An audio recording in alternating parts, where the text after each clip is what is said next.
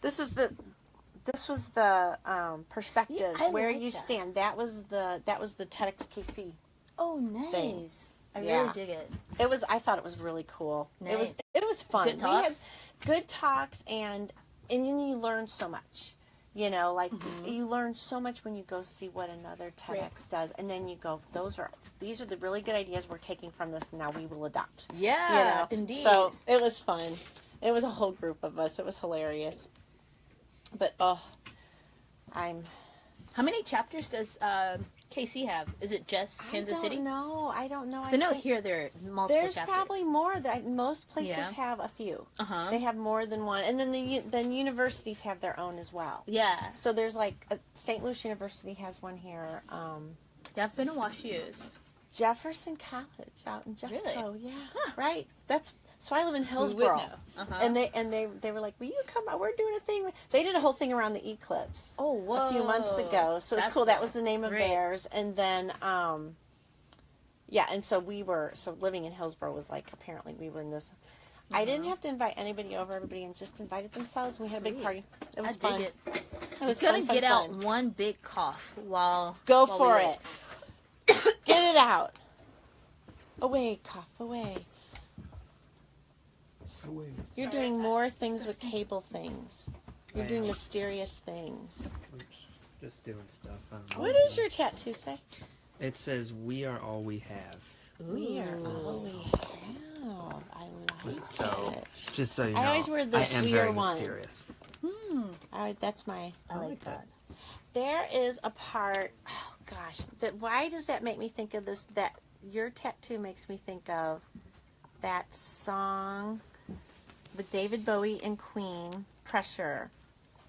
There's a part in it about the one part where he goes, where David Bowie sings that part. I gotta remember it. Oh my gosh, how does it go? Every time I hear it, I bust out in tears.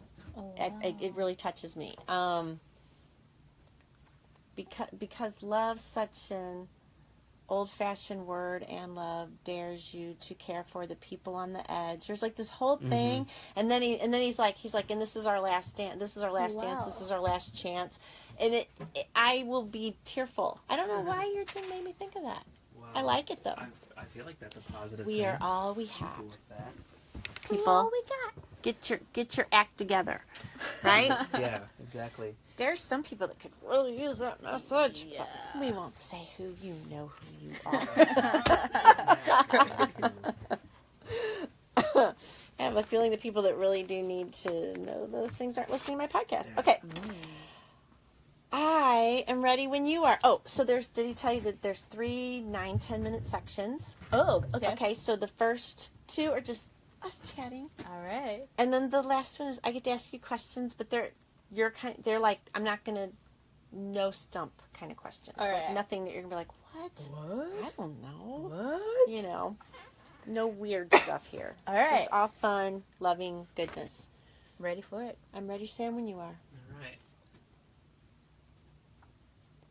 Hi, this is Mich Hancock, and you are listening to Mishmash, a place where I get to talk to the weird, wacky, wonderful people of this world, people I adore and want to know more about. Today, my guest is Dee Nichols.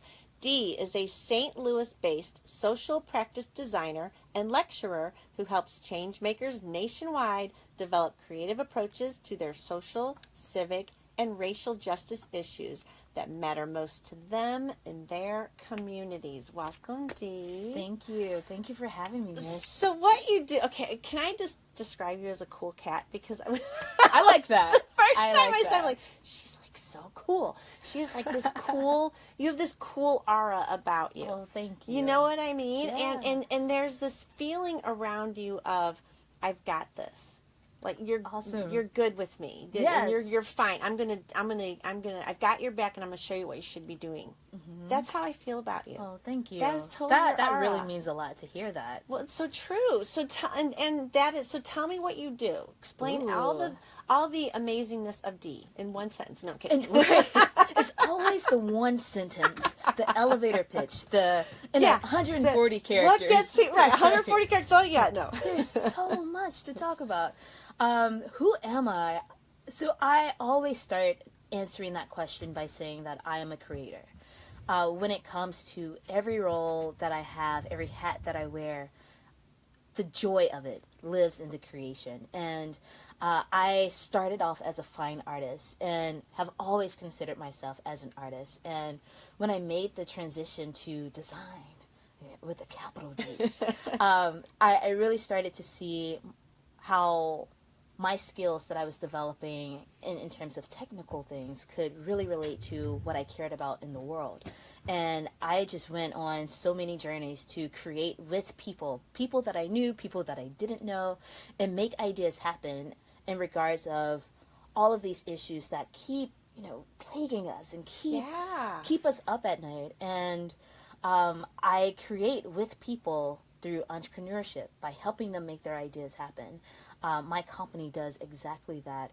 I create with people by producing all of these spaces and experiences that allow them to have brave space to dive deeply into issues and things that they care about, but spark new connections, new collisions, new ideas from those experiences.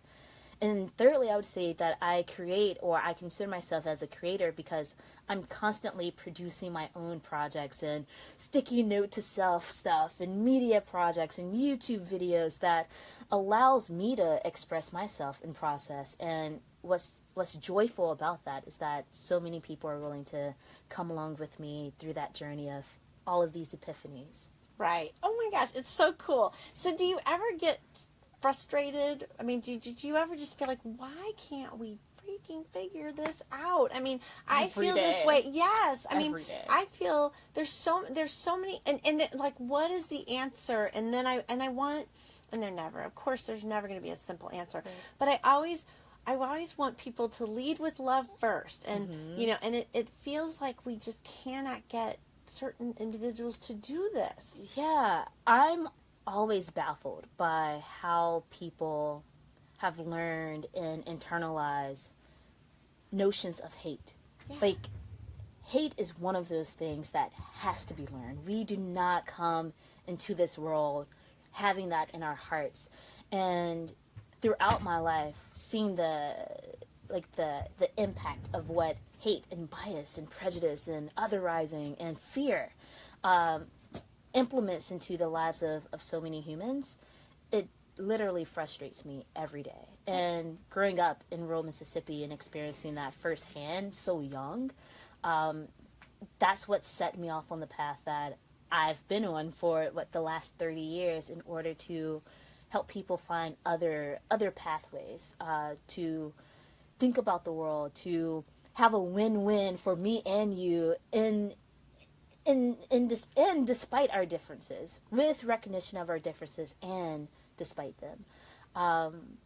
But yeah, it's an everyday frustration. And it's sad because I think, do you really want to live I mean, right. if you could live in a loving space, it's way better, right, than having this hatefulness going on. It's easier on your energy and your heart and your body. Well, yeah, and it's just, and then life becomes so much more interesting when you become accepting, when you bring people into the fold that you can learn from, that are different than you, but that's, I mean, how boring would the earth be if we all, if we were all like, if there was like one person, like everybody would be like, there's nothing to talk about because right. You already know what I'm thinking, so this is super boring.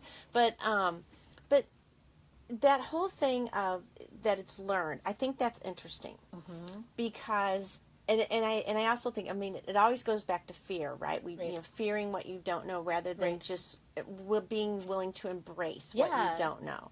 Having fear and not curiosity, and that is the difference. That so many people see something that is unknown, and immediately, or someone, and immediately they say, this thing is dangerous, I should fight against it, right, or I should take them out. Or it's weird because it's not, I don't know it, so it must be weird. Exactly. Or it must be wrong because I don't know it. Yeah, exactly. And the power of curiosity and the power of connection, I think, allows us to dismantle some of those types of assumptions that come along with fear. And curiosity, all right, so that's a huge word, right? Because, I mean, that's how I feel about St. Louis, or excuse me, not St. Louis, but how I feel about TEDx is, I mean, I'm like, we attract the forever curious, the people that are, you know, they're really curious people, and they want to know more about everything. That's why they're the TED people. We're totally, so I just screwed up. I'm starting again. I thought we were at Blinky time. So you have to cut that part out, Sam. Okay, I'm starting out curious. I'm going back to curious. Okay, so the forever curious people, they are, I mean, I feel like the TED community is just this really sweet, kind community. And I think that might be at the crux of it. It's that we're curious. I want to know what you're doing and why you're doing it and why is it important to me. Exactly. And I think there's also this element of, for me, of like curiosity being like the how question. Like, well, how are we different? And let's explore that a little bit more. And like, how might we find commonality between each other? As a designer, I'm constantly asking myself and with clients and community members that I work with, that how might we question? And that just takes us on this whole journey of ideation and brainstorming and all of these possibilities that I think if we were to say, well, this thing that's out there, let's just leave it alone, or let's disregard that. Yeah. We wouldn't be able to get to spark so many ideas, you know? Or make as many connections. Like, to be a young person and have friends living all across the world and people who are exploring things that I've never engaged. Like, that excites me about travel. That excites me about other regions. That excites me about other people and customs and traditions and cultures. And going back to your question, I don't know how people live full lives and inhabit so much fear of other people. And in their little box. Yeah. And when there's so much to explore. Right. There's so much to see. Right. So much to love. Yeah. Yes, My ma'am. goodness. Well said. Yes. High five on that one. Yes. So much to love, people. So much to All love. right. On that note, we are going to take a break, and we will be right back with Dee Nichols. That is so fun. So much to love. Yeah, so much. I'm telling you. Well, it's so funny, though. It's so true, because I look at some people and I think, I'm so sad for you. Yeah, exactly. You're going to miss out on so much coolness and amazingness by living, like, that's weird. The narrow. That's weird. If something's weird, or, like, I ask bizarre questions. So, and I was just telling somebody this the other day. I look at everything. I just want to know. So we were at a Mexican restaurant, and the salsa bowl, the guy sits it down, and it's got legs. And I was like, and you know, and they do. And I was like, why do salsa bowls have legs? Right. Like, why? Right. What person Instead decided of, the like, salsa bowl? You know, that thing needs legs. You cannot be putting salsa in just any bowl. You got to put it in the leg bowl. Yes.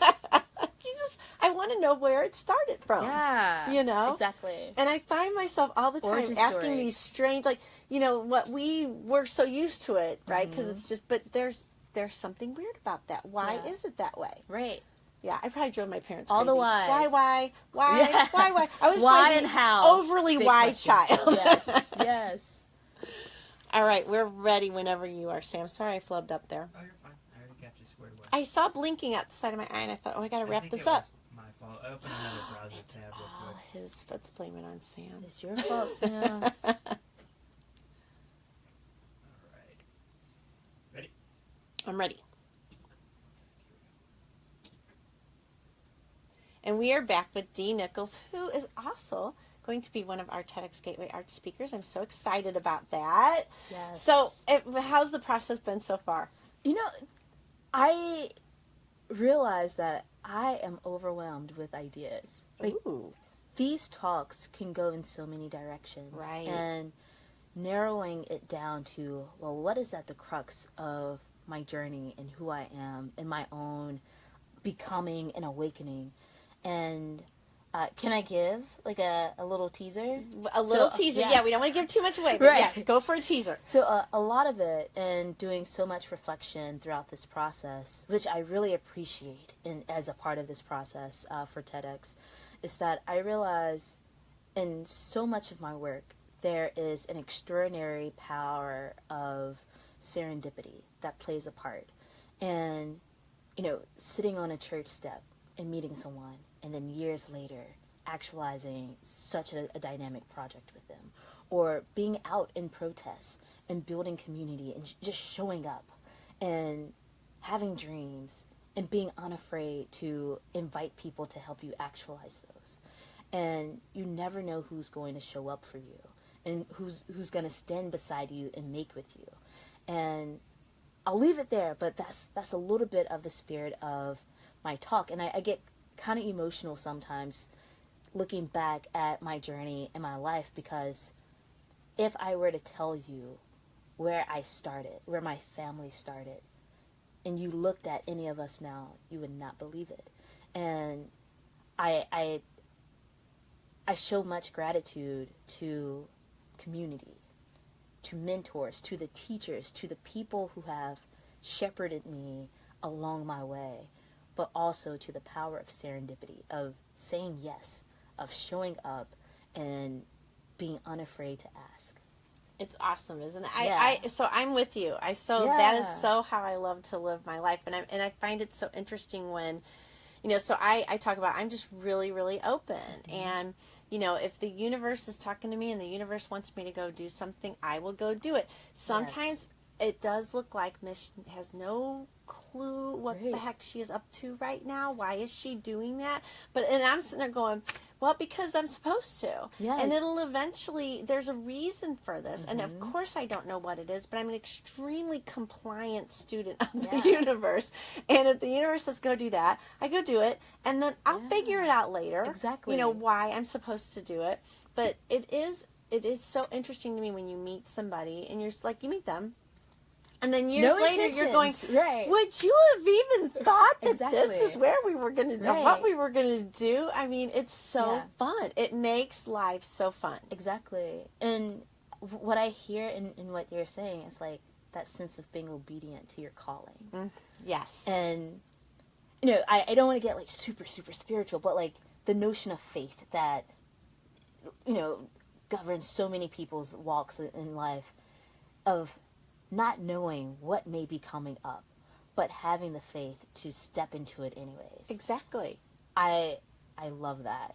Well, and it's true, because so I tell this story about how I have alopecia, I have no hair, and I used to wear a wig, and I literally woke up one morning and felt like you're supposed to no longer wear the wig. Like you were supposed to go without the wig. And at the time I thought, what is that hurting anybody? Why, Mr. Universe, must I take the... But I did, because I am in faith, and I didn't have cute scarves. I didn't have my look. Now I have my look, you know. But I just stuck a bandana on my head. And as I walked around that day, what was so interesting to me is the things that came to my head. I walked into the first place, and people were looking at me going, wait a minute, I know her, but something's wrong, something's weird, something's up, you know. And finally the one lady's like, Mich? And I was like, yeah. And I went, I broke up with my wig. Oh, and that just came out of my mouth. And the feeling was, the universe was like, we've got you, we've got your back, you're okay. And what I've come to realize, it's a part of my branding. Exactly. You know, I mean, it just became, this is a part of who I am now. And this is, and I'm embracing this expression of Mich on this earth right now. And that's what I'm going to do. The fullness of you. And the crazy stuff that has happened because of it, all good. Now here I was thinking, oh, just wear the wig. It was so uncomfortable. I'm so glad I got rid of it. But you know what I mean? Great. So do you have any stories like that where you just like said yes to something? You're like, I can't believe I'm saying yes to this. But here I go. And then later, like, I'm so glad I said yes. There are many examples of that. The first one that I'll share is also about hair. I feel like I stepped fully into myself, my full self, my most honest self, when I cut off my hair, when I went for the big chop. And that process was one of, in my culture we call it going natural, of taking all the processed chemicals out of my hair and letting it breathe and see how it grows. And that's become my crown. Like, that has become such a staple of who I am. And a lot of people who have not known me very long, i.e. since 2014, don't remember me without hair, but they know that this is me. And it was the most liberating thing in my life. Other moments of saying yes. When I was in high school, my family was going through a really tough time. My parents had just separated and eventually divorced, and my mom lost both of her jobs, and I was a junior in high school, testing and taking SATs, and life was super expensive, and I had this opportunity to go away for a summer. I said yes to it, and it was my first time ever being away from home by myself, ever getting on an airplane by myself. And I ended up going to prep school in Andover, Massachusetts. And that was one of the experiences in my life where I remember crying into my pillow and praying that if my circumstances at home would just change for the better, that I will be obedient to whatever, the God, whatever or you the want calling, me to do. Right. And I said yes to that opportunity. When I got back, my mom had an even better job than both of her past two jobs that were combined. My family was all right, and that opportunity took me to college. I was able to get a full scholarship to WashU, which is what brought me to St. Louis, and really tell my story about what was happening there. A few years later, I found myself saying yes to an opportunity to go back down south to rural Alabama and work on a project with this team of designers. And I quit my job, unpacked my place from St. Louis, moved back home to Memphis to put my stuff in storage, and started working on this project. And it wasn't the best experience, to be honest, for a lot of racial and gender-based issues and reasons. But that was the project, that was the experience that just set me on fire for finding that intersection, that sweet spot in my work to do right by community and create with them, not for them, and really build relationships that could really change this world and the circumstances of how we live.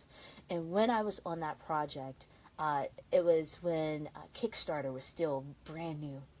On my birthday, I created this Kickstarter campaign, and I said, I want to do this on my own, by myself.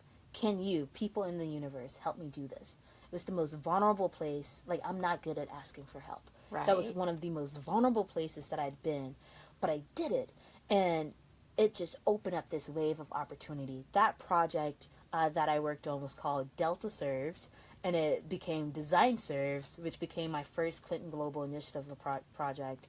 And it's a matter of saying yes to those things that are in your soul, in your psyche to do, but it's the feeling is that it keeps coming up. Right. And you keep saying tap no. tap on the shoulder, Exactly. you're supposed to be doing this, by the way. And finally, when you do it, you're like, oh my goodness, I should have done this a long time ago. And most recently, I had that experience with leaving a full-time job that I had. And I had some challenges in leaving, but I stepped into my own becoming once again by leaving that job and going full-time, being myself in this world, and diving deeply as an entrepreneur once again. And oh my goodness, the life that I've been able to cultivate since then, since that time, I'm grateful. My heart is just full of joy by saying yes to me, yes to my desires. And that's really hard to do because so often as strategists, as impact makers and change makers, we're always saying yes to other people's ideas and other people's needs and wants. But when we say yes to ourselves, there is glory and power in that too. I am so with you. Oh, good job, Dee Nichols. This is so awesome. I'm loving this. That wasn't one example. Hey, that was all good. I love it. Well, we're going to take a quick break. We will be right back with Dee. All right. Ooh, yeah. I know. Was that two? Did we already get through two? Oh my gosh. That was two. Way too quick. Way too quick. Yeah, I should have warned you. I'm a talker. Oh, me I too. can- I Me can too, go me on a too. I roll. love it. No, that's good. On a podcast, it's when people are not talkers, we have a problem. Oh yeah. Then they have to listen to me the whole time. You gotta pull so much out of you. Talk. No, it's important to be a talker. My, oh my. All right. Are we ready? I'm ready. Here we go. Maybe. Hold on. So this is like the Q&A portion, yeah? You're gonna I ask get me to ask you questions. questions. All Although right. I wasn't sure, but I think, yeah, we're good. Yes. I might think of another Ask me one. the questions. I don't know why I just did that motion. I'm gonna go into my show now. Actually, I don't want you to ask me any questions. Right. This interview is over. Done. No. Not at all. All right. Ready? We're ready. Okay, here we go. And we are back with Dee Nichols. And it is question time, my dear. So, I stalk people before they come on so I can learn about them and see Give what it they're to up me. to. It's all loving stalking, if there is such a thing. But something that really caught my eye was you talked about being busy. Mm-hmm. And I really would love for you to share. So what if I say to you, I am really busy, what are your thoughts? Yeah, it's that we have to find alternatives to calling ourselves that. I think there are way too many people who glorify being busy. And as someone who's been through that Mm-hmm. and, started having illness and sickness and stress so much because I was glorifying being busy all the time. I wanted to switch that in my head. And so my call to action to people is like, instead of saying that you're busy or like considering yourself as busy all the time, honor the fact that you're being productive. Be productive, be healthy, Right. be well, be balanced. What does it look like to be more strength-based things and not stress-based things? Right. And so that's my thought on busyness. Do I have a full life that keeps me on the go? Yes. Yes. However, I get so much joy out of all the things that I do that it doesn't always feel like work. That's exactly it, right? Mhm. That is exactly, because I'm always busy. I mean, I tell people, I am crazy busy. But the Oh, thing yeah. is, I'll say, I'm crazy busy, but it's all good stuff. Yes. I mean, so it's all not, good. it's not like I'm busy with things I don't want to be. I mean, Right. it mainly, mostly, what's going on in my world are things I've said yes to. Yeah. And I have had people that have said, oh, you got to quit saying yes to everything. I'm like, okay, wait, I say no to a lot. A lot of things. I say no Right. to so many things, Uh-huh. but there are things that show up, and I'm thinking, I really want to do it. I Yes. really want to do it. And if I can't fit it in my world at the time, I'll say, I so want to do this, but give me a few weeks. Mhm. Like, I've got Right. projects I got to get out of the way first Right. before I can take this on. Mhm. But yeah, being busy but loving what you're being busy Yes. at, that's a good thing, actually. Oh, yeah. And I've also had a lot of people critique me about saying yes too much. And I think there's power in yes. I've had so many opportunities awaken for me by saying yes and following up that yes with, following through on my word and showing up and at the end expressing gratitude. And I'm like, I'm not going to say no to things that I genuinely want And to I do. know I should be doing. Yeah. Yeah, and Like- there's a reason why it showed up. Exactly. I'm supposed to say yes to this. Yes. And like yourself, I say no to a lot of things. Yeah. Sometimes things that I would like to do, but it's not the right time for me Right. to do it, So I call it discernment. Yes. You the have to power be of discerning about the yeses and the nos. Indeed. You can't just willy-nilly be yes and no. Exactly. So you have to, Right. Right. You actually have to put some thought into what you're doing. Right. Okay. Sticky note to self. Yeah. I love this. Do you have a favorite one? Ooh. I know that's going to be a hard one. And Right. you can. We don't have to do one. Mhm. We can do a few. But is there one or like that right now in this moment you're feeling it? Sticky note to self number 7. Be that which you would become. I think there was a recent one that said something similar to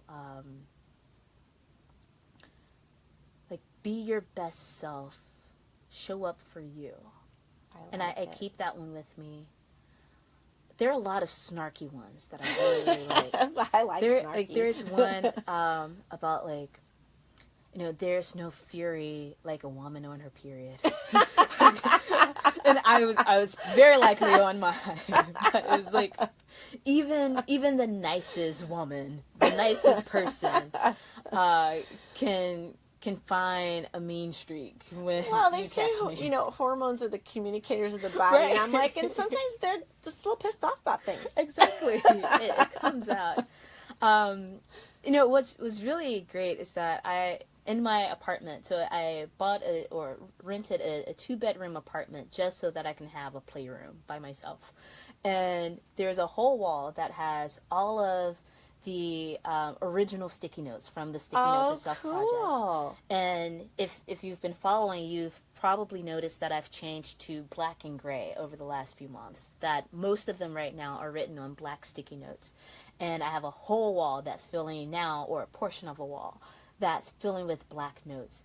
And all of those are just deeper dives and more conscious ones about social justice issues, because right now that's where my heart is. That's where my brain and my focus is. Oh, I love it. There are just so many from that series that people have expressed and written, like, could you make this a t-shirt? Like the Michelle Obama quote one, when they go low, we go high. That was one that I wrote into a sticky note. And then I was speaking at the Women's March in January, and so I made a sweatshirt for myself for that march. People saw me in that sweatshirt, and they wanted that sticky note. And that would be awesome, though, to have T-shirts of your sticky notes. There you go. We just made new business. Right. There's an apparel line. There are mugs. People wanted sticky notes on mugs, or the quotes. A lot of them sell us gift cards and greeting cards and prints. Those are like the main things that people always request. Wait, I can get this right now? Yeah, you can get it on Etsy and Teespring. Okay, there you go. Yeah. Awesome. If you go to like stickynotesitself.com/wear, it will take you directly there. Oh, cool. Yeah. Oh, I love it. Shop will take you to the Etsy. Okay, well, you've already done it. Here I'm like, oh, we started a new business. No, Mich, I've already got that done. Thank you very much. Yeah, I need some help to grow it. That's what I would like. Gosh, I love it, though. Yeah, oh, yeah, it's a fun project. It's one that has allowed me to better understand my own thought journey. And to visualize that has been really spectacular and something that I'd never done before. And when the project first started, it had a simple notion of addressing people online who were bullying me and others who were in the movement. And the first one said, do right by people. Simple statement. But as they rolled out, some became more creative. And then I was like, oh, too much pressure to try to be like the next big top calligrapher. And so I went back to my genuine handwriting. And the fact that people appreciate that made me realize that this isn't necessarily just about the visual side, but it is about the content. And that's the part that I focus on a lot more now. Oh, I love it. That's awesome. Okay, so we should talk about detour. Oh, yeah. The detour. The detour. So if right now you could go detour in any place, wherever, I don't care, what would it be? What's top of my list right now is Cape Town, South Africa. Really? I desire to go there so badly. I like wrote it into fellowship applications. I was like, please fund me so that I can go and work on projects with all of these great teams in Cape Town. Johannesburg is also, so same country, but, different city, is also there, top of list. Cuba is also a place right now, primarily because that access wasn't always there. And so there's just that timely curiosity about, well, what's Cuba's like? Why couldn't we go there before? Let's go look at it. Yeah. So I think that if I did another detour, it would be an international one, not just across the country. And I would use it to not just speak to communities, but create and document that experience and tell the stories of all the people that I'm meeting as I travel. I love it. Yeah. And I'm going to guess that this will happen for you because you just really have, crossing fingers. You just have that. I mean, it will. You've put out the intention. Exactly. And the connections are already starting to happen. See? Which is so amazing. There you go. When I was in Baltimore, I met up with a friend who was there, and she out of the blue said, "Hey, I just met this guy who's from South Africa," because, Red Bull Amapico was first in South Africa, then Brazil, and then the U.S. So what's Amapico? What is that? I don't know what Amapico stands for, but Okay. the academy is for social entrepreneurs all across the globe who are making change creatively in whatever communities they live in. Got ya. And Red Bull runs it. Okay. And it started in South Africa. They just had their first one in Baltimore, and I was invited to be a contributor there. So many of the coaches and the organizers were from South Africa.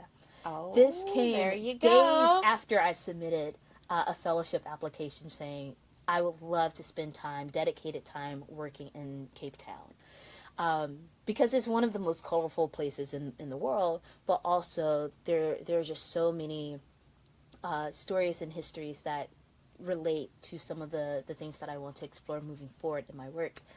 But I was also in Boston recently, and this paper company that I was working with called Sappi is headquartered in South Africa, in Johannesburg. Okay, so see, Yeah. the road is Did already not know it. opening. Exactly. You're already traveling. You're already Yeah. like you're Connections. making the steps there. Oh, that's Right. awesome. The power of serendipity. I'm telling you.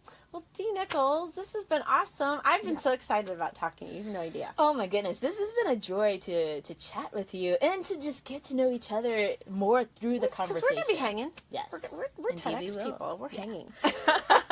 Well, thank you so much for taking the time to be here today. Thank you, Mich. Very much appreciate it. Love what you're doing. Thank Yay, you. awesome. Keep it up. Don't stop. Thank Which you. I have a feeling you will not. I will not stop. Keep saying yes to the right things. Indeed. Indeed. And for the rest of you out there, you have been listening to Mishmash. We are on iTunes. Definitely subscribe. Thank you all, and we'll catch you later. That was Yay, awesome. That was so fun. Thanks, everybody. See you next time around. This was